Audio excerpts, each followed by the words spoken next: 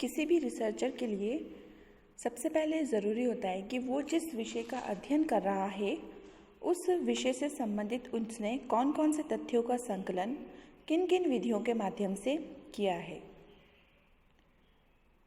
जिसे हम कहते हैं कि वो सैम्पलिंग या निर्देशन किस विधि के माध्यम से कर रहा है।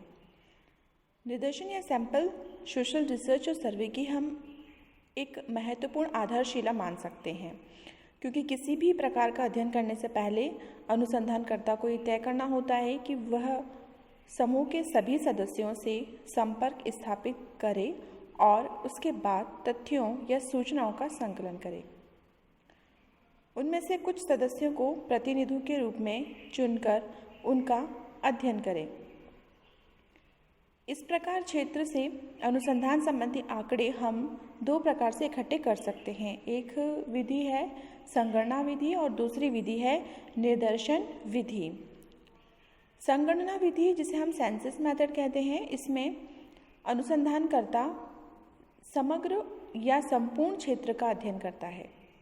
वह उस क्षेत्र की प्रत्येक इकाई या प्रत्येक सदस्य से संपर्क स्थापित करता है और जानकारी प्राप्त करता है, मतलब सूचनाओं या तथ्यों का संकलन करता है। हमारे देश में प्रति 10 वर्ष बाद की जाने वाली जनगणना में इसी संगणना विधि का या सेंसस मेथड का यूज़ किया जाता है। सोशल रिसर्च में अध्ययन का दूसरा तरीका है कि हम समग्र या संपूर्ण में से कुछ इकाइयों को प्रतिनिधि के रूप में चुन लें और उसके बाद उसके संबंध में आवश्यक जानकारी प्राप्त कर लें। इसे निर्देशन विधि या सैम्पलिंग मेथड कहते हैं।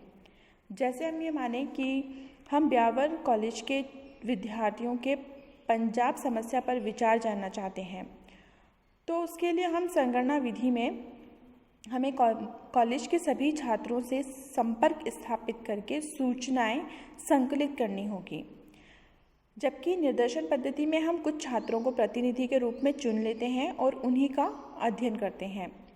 निर्देशन पद्धति का उल्लेख करने से पूर्व यहाँ पर हमें संगणना पद्धति पर विचार कर लेना होगा। तो यहाँ पे आपको स्टूडेंट समझ में आ गया होगा कि संगणना विधि और निर्देशन विधि में महत्वपूर्ण अंतर क्या है।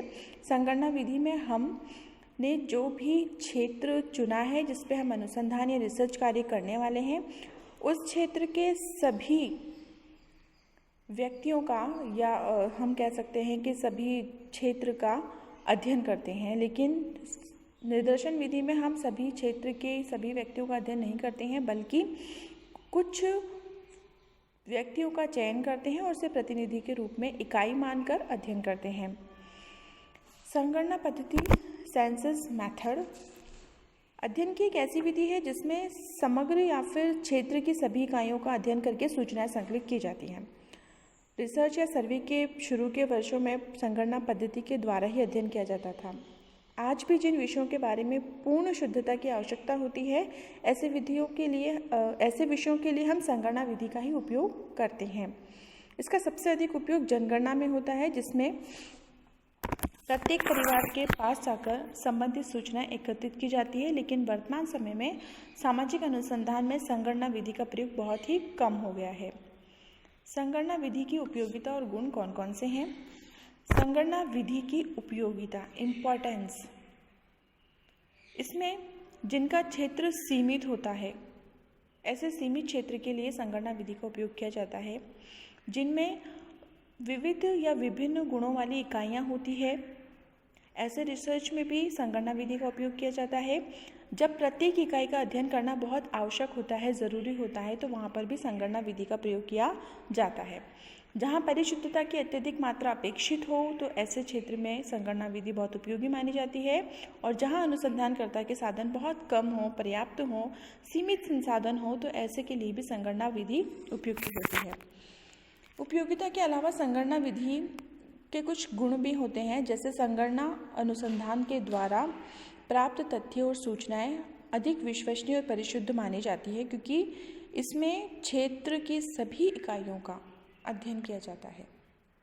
हमें कहते हैं और ये मानते हैं कि संगणना अनुसंधान के लिए बहुत ही इम्पॉर्टेंट विधि है, क्योंकि इससे हमें जो भी तथ्य, सूचनाएं, जानकारी प्राप्त होती है वो बहुत विश्वसनीय मानी जाती है, शुद्ध मानी जाती है।